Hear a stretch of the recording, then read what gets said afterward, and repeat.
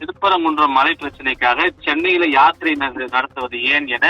சென்னை உயர்நீதிமன்றம் கேள்வி எழுப்பியிருக்கிறது. திருப்பரங்குன்றம் மலையை பாதுகாக்க வலியுறுத்தி சென்னை ஏகாம்பரேஸ்வரர் கோயிலிருந்து கந்தக்கோட்டம் வரை வேல் யாத்திரை நடத்த அனுமதி வழங்க வேண்டும், அதற்கான உத்தரவு வழங்க வேண்டும் என பாரத் இந்து முன்னணி மாவட்ட துணைத் தலைவர் யுவராஜ் என்பவர் சென்னை உயர்நீதிமன்றத்தில் ஒரு வழக்கை தாக்கல் செய்திருந்தார். இந்த வழக்கு நீதிபதி இளந்திரையன் முன்பு விசாரணைக்கு வந்தபோது தமிழக தலைமை குற்றவியல் வழக்கறிஞர் ஹசன் முகமது ஜின்னா யாத்திரைக்கு மனுதாரர் கேட்கக்கூடிய வழித்தடம் நெருக்கடியான போக்குவரத்து நெரிசல் நிறைந்த சாலை, எனவே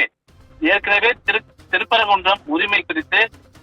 ரிவ்யூ கவுன்சில் வரை சென்று முடிவு செய்யப்பட்ட பிறகு மீண்டும் அது குறித்த பிரச்சனை எழுப்புவது சரியல்ல என்ற ஒரு வாதத்தை முன்வைத்திருந்தார். இஸ்லாமியர்கள் அவருடைய இடத்தில் வேண்டுதலுக்காக ஆடு கோழி பலியிட்டு படைத்து உண்ணுவது வழக்கமாக இருக்கிறது என்றும், திருப்பரங்குன்றம் மலையை சுற்றியுள்ள மதுரை மாவட்டத்தில் உள்ள கோயில்களில் கூட பிராணிகளை பலியிடுவது வழக்கமாக உள்ளது எனவும் அவர் சுட்டிக்காட்டியிருந்தனர். காலங்காலமாக திருப்பரங்குன்றம் மலையை சுற்றியுள்ள மக்கள் இந்து, முஸ்லிம் மற்றும் ஜெயின் ஆகியோர் மத வேறுபாடின்றி ஒற்றுமையாக வாழ்ந்து வரக்கூடிய நிலையில திருப்பரங்குன்றம் மலையை காரணமாக்கி தேவையற்ற கலவரங்களை உருவாக்கி மக்களுடைய ஒற்றுமையை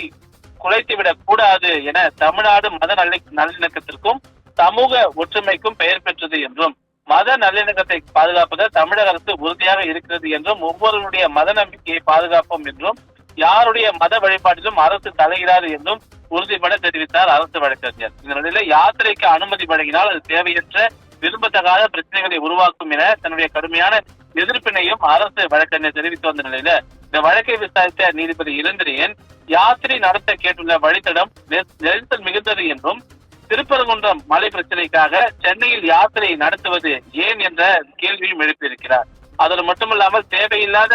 பிரச்சனையை உருவாக்க வேண்டாம் என அறிவுறுத்திய நீதிபதி யாத்திரைக்கு வேறு இடத்தை தேர்வு செய்து தெரிவிக்க வேண்டும் என கூறி இந்த மனு மீதான உத்தரவை நாளை மறுதினத்துக்கு ஒத்திவைத்திருக்கின்றார்.